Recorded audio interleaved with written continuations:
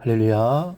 사랑하는 대강의 가족 여러분, 오늘 하루도 하나님의 말씀과 동행하는 삶이 되길 소망합니다. 오늘 함께 나눌 하나님의 말씀은 여호수아 22장 15절에서 20절 말씀입니다. 그들이 길앗 땅에 이르러 루벤 자손과 갓 자손과 므낫세 반 지파에게 나와서 그들에게 말하여 이르되, 여호와의 온 회중이 말하기를, 너희가 어찌하여 이스라엘 하나님께 범죄하여 오늘 여호와를 따르는 데서 돌아서서 너희를 위하여 제단을 쌓아 너희가 오늘 여호와께 거역하고자 하느냐? 부활의 제약으로 말미암아 여호와의 회중에 재앙이 내렸느냐? 오늘까지 우리가 그 죄에서 정결함을 받지 못하였거늘 그 죄악이 우리에게 부족하여서 오늘 너희가 돌이켜 여호와를 따르지 아니하려고 하느냐? 너희가 오늘 여호와를 배역하면 내일은 그가 이스라엘 온 회중에게 진노하시리라. 그런데 너희의 소유지가 만일 깨끗하지 아니하거든 여호와의 성막이 있는 여호와의 소유지로 건너와 우리 중에서 소유지를 나누어 가질 것이니라. 오직 우리 하나님 여호와의 제단 외에 다른 제단을 쌓음으로 여호와를 거역하지 말며 우리에게도 거역하지 말라. 셀의 아들 아간이 온전히 바친 물건에 대하여 범죄함으로 이스라엘 온 회중에 진노가 임하지 아니하였느냐? 그의 제약으로 멸망한 자가 그 한 사람만이 아니었느니라. 아니라. 아멘. 오늘 말씀 앞부분에는 르우벤과 갓과 므낫세 반 지파 용사들이 7년여의 가나안 정복 전쟁을 마치고 가족에게로 귀환하는 장면을 나옵니다. 노모님 안녕하신지, 아내는 어떻게 지내는지, 또 자식들은 얼마나 컸는지, 이 귀환하는 용사들의 가슴에 밀려오는 벅찬 감동과 감격을 어찌 표현할 수 있겠습니까? 긴 세월의 전쟁에서 이렇게 살아남았다는 것만으로도 얼마나 감사한 일인지 모릅니다. 그래서 그들은 돌아가는 길에 요단 언덕가에 이르러 큰 제단을 쌓았습니다. 10절에 보니 르우벤 자손과 므낫세 반 지파가 가나안 땅 요단 언덕가에 이르자 거기서 요단가에 제단을 쌓았는데 보기에 큰 제단이었더라 라고 했습니다. 이들이 이렇게 단을 쌓은 것은 중요한 의미가 담겨 있습니다. 첫째는 지금까지 지켜주신 하나님께 대한 감사의 표시입니다.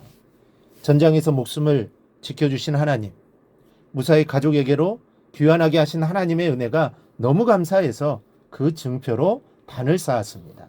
둘째는 요단 서편과 동편에 사는 백성이 동일한 하나님의 백성임을 증거하는 표시입니다.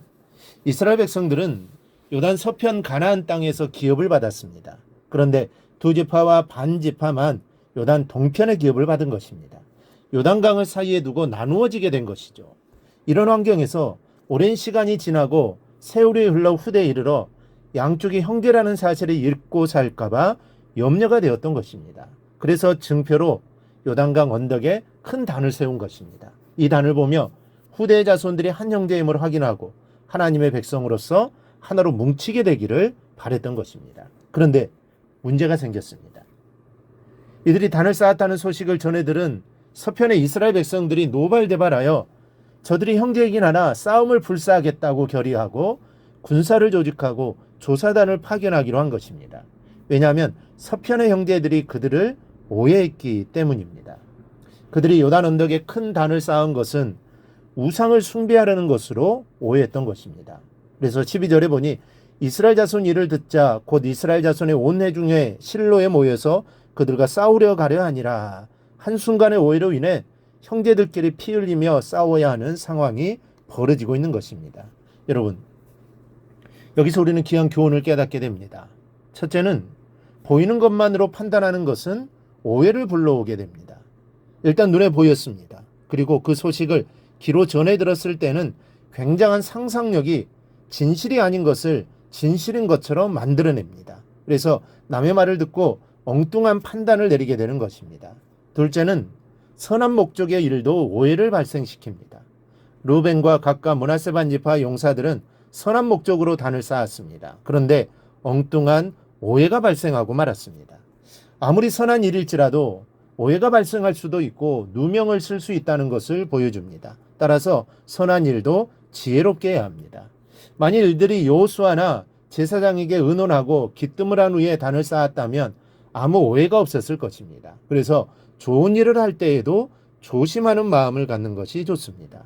셋째는 형제의 잘못을 보더라도 인내로 지켜보아야 합니다. 분이 일더라도 잠시 인내하고 분노하는 것이 좋습니다. 즉각적으로 분노하고 후회하지 않는 사람이 없습니다. 조금만 참았더라면 하는 후회를 하게 됩니다. 분노에도 인내가 필요하다는 것 사실을 잊지 마십시오. 고난에만 인내가 필요한 것이 아닙니다. 참을 인자 셋이면 살인을 면한다고 했습니다.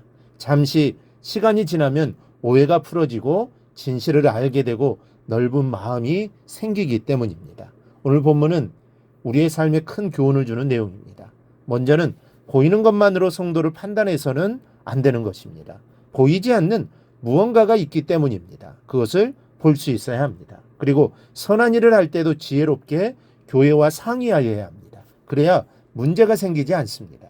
또한 성도의 잘못을 보더라도 인내하고 기다려줄 수 있는 마음이 있어야 합니다.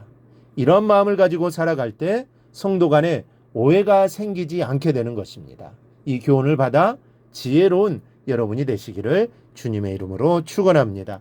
오늘 묵상한 말씀을 굳게 잡고 삶으로 실천하며 살아내는 대강의 모든 성도들이 되기를 축복합니다.